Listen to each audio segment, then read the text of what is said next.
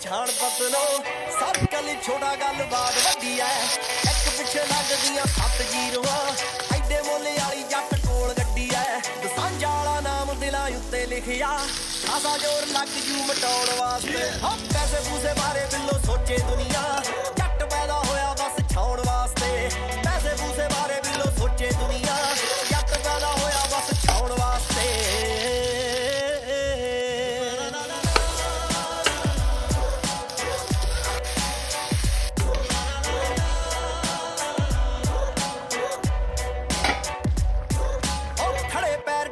ਨਵੇੜ ਦਿੰਦੇ ਆ ਰੱਖਿਆ ਨਹੀਂ ਸਾਬ ਕਦੇ ਬਾਕੀ ਕਿਸੇ ਨਾ